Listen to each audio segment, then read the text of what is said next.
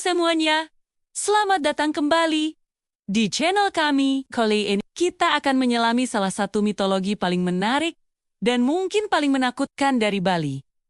Siapakah sosok yang menjadi lawan abadi dari Barong, simbol kebaikan? Ya, kita akan membahas tentang Rangda, sang ratu dari para penyihir jahat. Figur Rangda ini bukan sekadar cerita horor pengantar tidur. Dalam kepercayaan masyarakat Bali, Rangda memiliki posisi yang sangat penting dalam kosmologi mereka. Dia adalah pemimpin pasukan Lik, para penyihir jahat, yang tujuannya adalah menyebarkan kekacauan dan penyakit. Dikisahkan, Rangda juga sangat gemar menculik dan memakan anak-anak kecil, sebuah narasi yang membuatnya menjadi sosok yang begitu ditakuti, terutama oleh anak-anak di masa lampau. Tapi, dari mana sebenarnya asal-usul legenda Rangda ini? Banyak yang percaya bahwa sosok Rangda berakar dari seorang tokoh sejarah nyata. Namanya adalah Ratu Mahendradatta, seorang putri dari Jawa yang hidup sekitar abad ke-11.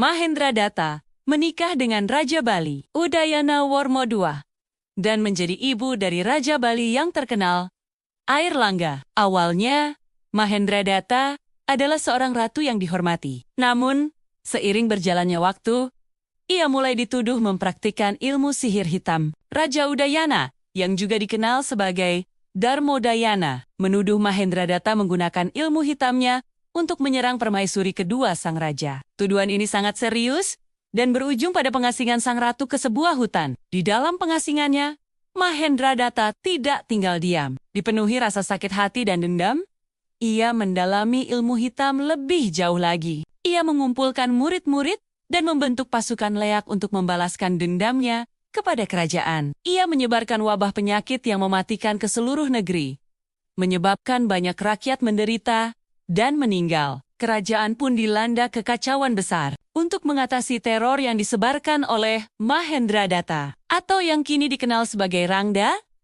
seorang pendeta sakti bernama Empu Barada diutus untuk melawannya. Pertarungan antara Empu Barada dan Rangda menjadi cikal bakal dari tarian sakral yang kita kenal sekarang, yaitu pertarungan antara Barong dan Rangda. Dalam pertunjukan ini, Barong yang melambangkan kebaikan selalu berhadapan dengan Rangda, simbol kejahatan. Pertarungan mereka bukanlah pertarungan biasa. Ini adalah representasi dari konsep filosofis Bali yang disebut Rua Bineda, yaitu dua hal yang berbeda, namun saling melengkapi dan menciptakan keseimbangan. Seperti siang dan malam, baik dan jahat. Keduanya harus ada untuk menjaga keseimbangan alam semesta. Itulah mengapa dalam pertunjukan Calon Arang, pertarungan antara Barong dan Rangda tidak pernah benar-benar berakhir dengan kemenangan mutlak salah satu pihak. Keduanya abadi, melambangkan perjuangan tanpa akhir antara kebaikan dan kejahatan di dalam diri manusia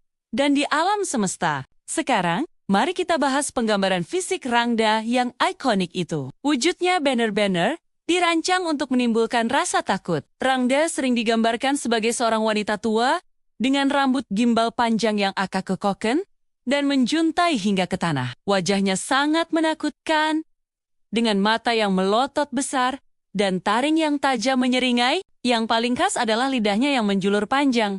Seringkali digambarkan dengan motif api. Kukunya dibiarkan panjang, runcing, dan kotor, siap untuk main kabik-kabik mangsanya. Payudaranya juga digambarkan menggantung panjang, menambah kesan mengerikan dan tidak wajar. Seluruh penampilannya ini merupakan simbol dari kekuatan destruktif dan sisi gelap dari alam. Di Bali, topeng Rangda dianggap sangat sakral. Tidak sembarang orang bisa membuatnya, dan proses pembuatannya pun melibatkan ritual-ritual khusus. Para seniman pembuat topeng harus melalui penyucian diri sebelum memulai pekerjaan mereka. Kayu yang digunakan pun bukan kayu biasa, melainkan kayu dari pohon yang dianggap keramat, seperti pohon pule yang tumbuh di area pura atau kuburan. Saat topeng ini dikenakan oleh penari dalam upacara, dipercaya bahwa roh dari Rangda akan merasuki sang penari, memberikan kekuatan gaib yang luar biasa. Inilah mengapa para penari Rangda